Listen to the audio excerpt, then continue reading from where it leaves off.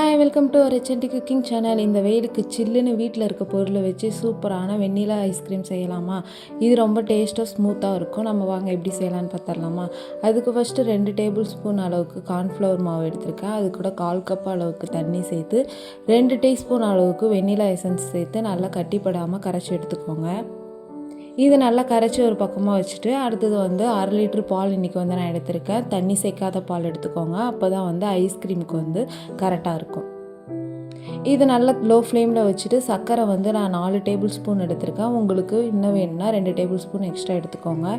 இது சேர்த்து நல்லா லோ ஃப்ளேமில் வச்சு நல்லா சர்க்கரை கரையிற வரைக்கும் கிண்டி விட்டுட்டு நல்லா பால் பொங்கின பிற்பாடு லோ ஃப்ளேமில் வச்சுக்கோங்க. லோ ஃப்ளேமில் வச்ச பிற்பாடு நம்ம ஆல்ரெடி கரைச்சி வச்சுருக்க கார்ன்ஃப்ளவர் மாவை நம்ம இது கூட சேர்த்துக்கலாம். நல்லா கரைச்சி விட்டு சேர்த்துக்கோங்க. இது நம்ம கரைச்சி வச்சதை ஊற்றின உடனே பால் திக்காக ஆரம்பிக்கும். ஸோ லோ ஃப்ளேமில் வச்சு நல்லா கைவிடாமல் கிண்டி எடுத்துக்கோங்க. இந்த அளவுக்கு நல்லா திக்கான பிற்பாடு கொஞ்சம் நேரம் விட்டு நல்லா கொதிக்க விட்டு ஸ்டவ் ஆஃப் பண்ணிக்கோங்க. இந்த மாதிரி கொதித்த பிற்பாடு ஸ்டவ் ஆஃப் பண்ணிக்கோங்க.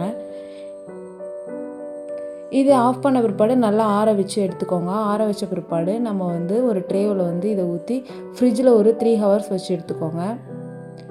எனக்கு ஒரு ட்ரே ஃபுல்லாக வந்துச்சு. அடுத்தது ஒரு குட்டி பாத்திரத்தில் கொஞ்சம் வந்துச்சு. அதையும் சேர்த்து ஃப்ரிட்ஜில் வச்சிடுறேன்.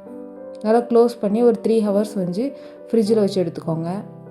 3 ஹவர்ஸ்க்கு அப்புறம் ஓப்பன் பண்ணி பார்த்தீங்கன்னா உங்களுக்கு இந்த அளவுக்கு கொல கொலன்னு இருக்கும். இதை எடுத்து மிக்ஸி ஜாரில் நல்லா ஸ்மூத்தாக அரைச்சி எடுத்துக்கோங்க.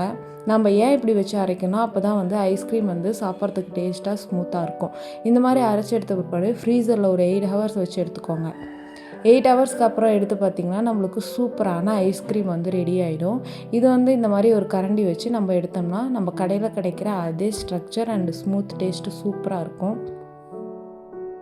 நீங்களும் மறக்காமல் ட்ரை பண்ணி பாருங்கள். நம்ம வேஸ்ட்டாக காசு கொடுத்து கடையில் வாங்கணும்னு அவசியம் இல்லை. நம்ம வீட்டில் இருக்க பொருளை வச்சு ஈஸியாக நம்ம ஐஸ்கிரீம் செஞ்சு எடுத்துக்கலாம்.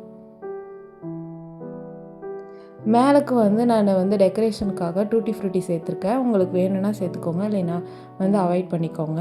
இந்த மாதிரி மோர் வீடியோ வேணும்னா நம்ம சேனலை சப்ஸ்கிரைப் பண்ணிக்கோங்க. பாய்.